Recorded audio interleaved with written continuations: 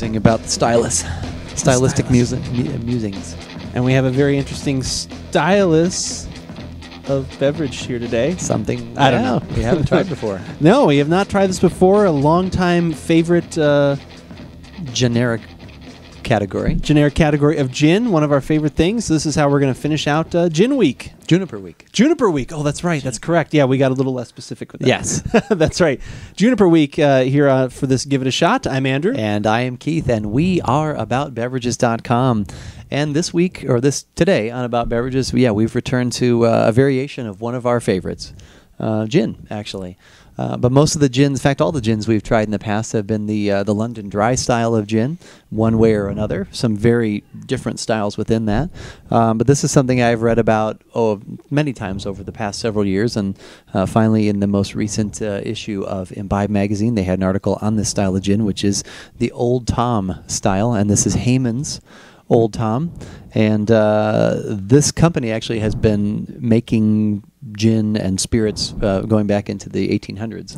Wow. Yeah, in fact, this recipe supposedly is the basic blueprint of this recipe was something they've had since the mid 1800s, and the family has found that and kind of resuscitated it. So that's amazing. It's something like that's gone back that far. Yep.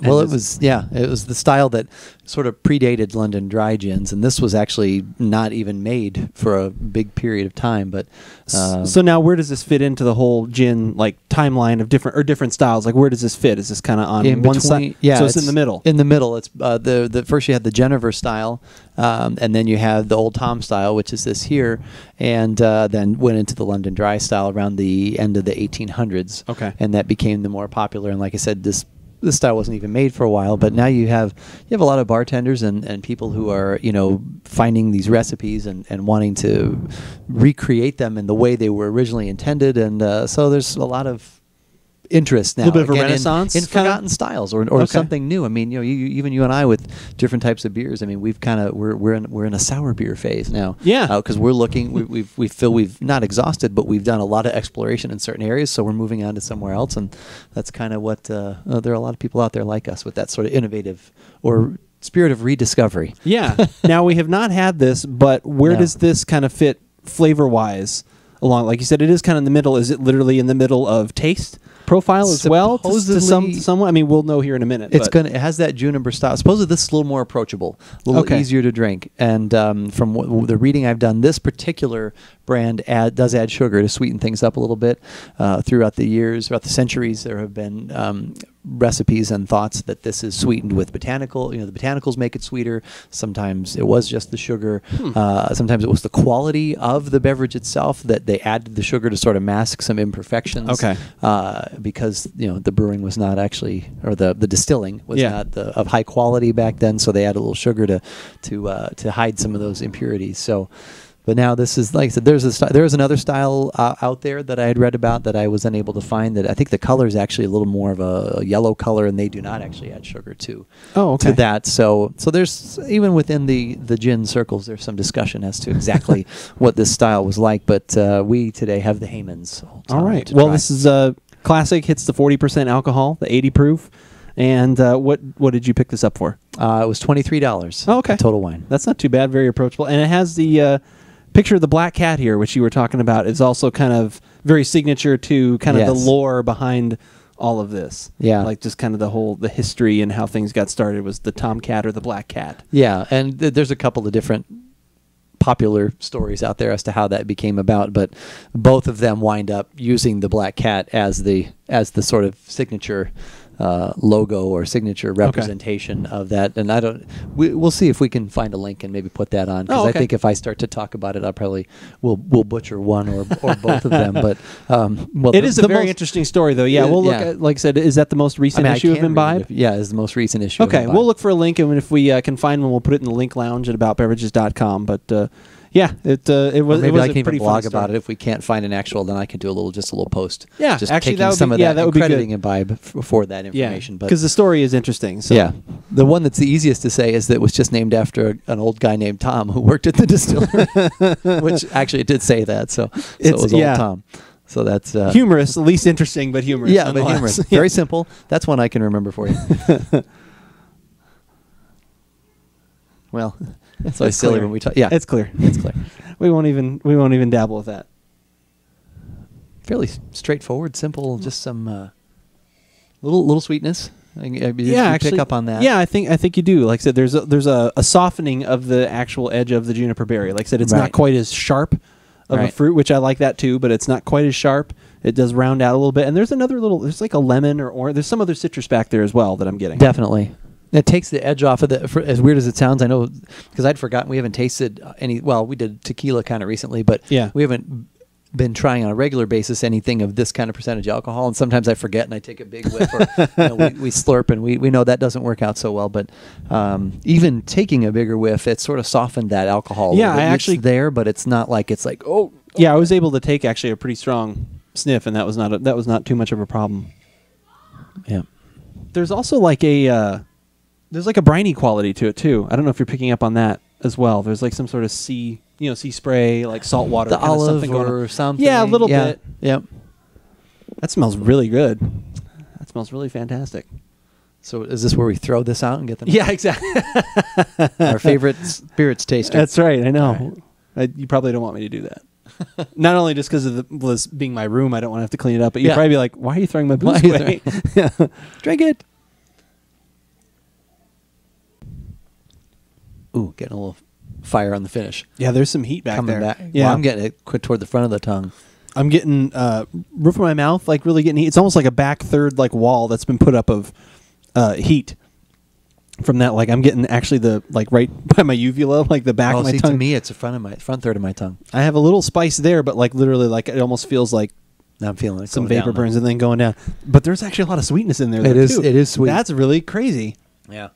I mean, it's not like a soda or something like that. I kind of want to be more specific than that, but there is a surprising sweetness that if you've ever had gin before, that part is never there. It literally feels like you dropped a couple drops of like simple syrup or something in there, because there's a nice oiliness to it. There's a nice coating. Ooh, but I am getting now. Let me use my favorite term lately: retronasal. A little retronasal juniper action going on. Oh there. yeah, but the sweet, yeah. See, that's probably actually almost scary smooth in a way, because you probably could just pour yourself a couple of jiggers of that, and a few fingers of that, and sit down and have that. But this would, I think, really represent itself or lend itself to mixed beverages. This would be this definitely has martini written all over it, or even a gin and tonic, like just kind of slipping it, which is interesting because we had that one other gin, I'm going to say the Nolettes that we had when Eric was on the podcast. Oh. And that one as well. Remember that one almost had like a creamy vanilla thing going on in it, and licorice. But there was like something like that.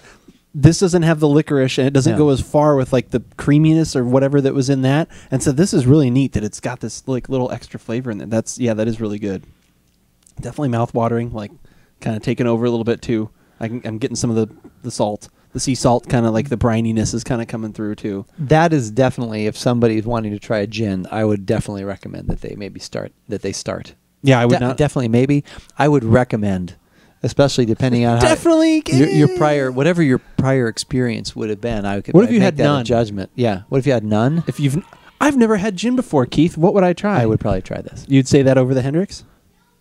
It depends on what type of what you have had. What kind of a spirit drinker you are in general. Right. Good call. If you're a bourbon drinker or something, or if you're somebody who can handle more flavor, then yeah. But if you're somebody who's never really had anything and you're just kind of making a transition from a wine or a wine cooler or something that, and you're like, I'd really like to try it. I've heard good things about. Then I would probably say, depending on the person, this is a good one to start with. Yeah, not somebody. That's quite delicious. Yeah. I really like that, and I like and I'm someone, I like gin so much. I have a couple different ones usually around. I would have no problem having this be one of the ones that I have in my rotation. Definitely a good gin and tonic gin. I would think so. I think that little, especially in the summer, like all the lime and the lime and the quinine, and all that kind of stuff, and then mix with if you get that little bit of sweetness coming through. I think that would be pretty sweet. There's a recipe that we could post. We post links to recipes. Sure, we may even try something in the link later, lounge, depending on how much time we have. But yeah, that is the Old Tom Collins, which agave and lemon. But I think you could do lime in there. I do have lime, I think so maybe we may get to that in the next very soon. Who knows? So who knows? Wow, we'll piggyback that on. I can't remember the last time we've had, like I said, we haven't done a gin in so long. Since and Eric, wow, that's just right? That one, yeah, probably, yeah, and that's fantastic. That's really good. Last week I had what I thought was going to be my last gin and tonic of the summer, but I may have to revisit that thought. And while he's revisiting that, and we're posting all these different links, they all can be found at AboutBeverages.com. That's where you can find the tasting notes for this gin, along with where it hits on our recommendation scale. But I think we'll let you know right now. It's probably going to be up there. It's going to be pretty high. Definitely one to have in the home bar. Definitely, area. Yeah. Definitely be recommending that. And while you're there, definitely become a fan of us on Facebook, follow us on Twitter, and subscribe to our YouTube page, because those are all the places where you can find us, along with Untapped. And we've been getting some nice comments. Yeah, right? We've actually have been getting some very nice comments lately on YouTube, which we appreciate quite a bit. People actually, I can't remember, the name escapes me right now, but someone in North Carolina was interested in more Stone brews because they can't find them there. They still wanted us to. Yeah, exactly. I don't know if we'll try any more Stone. Yeah, but you can. But wanted to enjoy them through us almost. We were almost like a conduit to. We'll be happy to do that. More of those. So we'll definitely be looking very soon whenever we can get our hands on the 12-12-12. That will definitely be the next big seasonal one from Stone that we will be getting out to the podcast airwaves. So yeah, the next big one. There'll probably be something coming along before that. I've really been enjoying that Bottle Works.